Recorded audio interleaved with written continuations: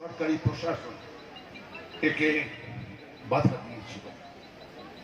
আমরা ভেবেছিলাম এই বাধাকে আমরা অতিক্রম করব, আর সত্যিকারের গত ৩ তারিখে ভবানীপুরের মানুষ জবাব দিয়েছে, বাংলার মানুষের হয়ে জবাব দিয়েছে মমতা ব্যানার্জিকে সব থেকে বেশি, ইদানিং কালে সব থেকে বেশি ভোটে জয়ী করে। আর তার সব থেকে বড় কৃতিত্ব বন্ধুবর আমাদের নেতা, দলের সর্বক্ষণের নেতা শোভনদেব চট্টোপাধ্যায়। আমার দৃঢ় বিশ্বাস, খড়দহে কাজল আমার সহকর্মী ছিল, ছোট ভাই।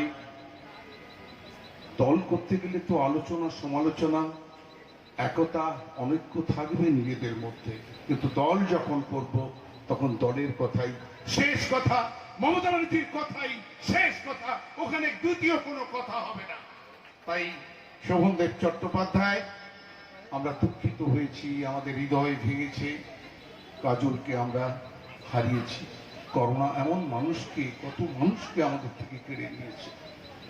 নন্দিতাকে আমাদের শুভেচ্ছা, আমাদের সকলের মিলে আমি ওকে বলেছি যে মমতা ব্যানার্জি তোমার জন্য আছে, তৃণমূল কংগ্রেস, তুমি আমাদের সঙ্গে থাকো এবং শোভনদেবকে এগিয়ে দাও, তবে দেখবে আগামী দিনে তৃণমূল কংগ্রেস রাজ্যের তৃণমূল কংগ্রেসের থেকে কোনো অংশে পিছিয়ে নেই, আমরা ততই শক্তিশালী হব।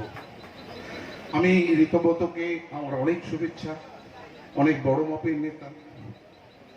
আমাদের দলে যখন আসে তখন জলবৎ তররং হয়ে যায়, বাইরে যাই, পায়ে পায়ে বিরোধ সৃষ্টি হবে। আমি আশা করি যে দলকে দলের মতো এগিয়ে দেওয়ার দায়িত্ব আমাদের ভাই বোনেরা, আমার দলের সমস্ত চেয়ারম্যান, কাউন্সিলর, পঞ্চায়েতে শুকুর ভাই আছে, সমস্ত বন্ধুরা একভাবে ঐক্যবদ্ধভাবে আমরা এগিয়ে যাব। এবং রতিন ঘোষ দেখুন,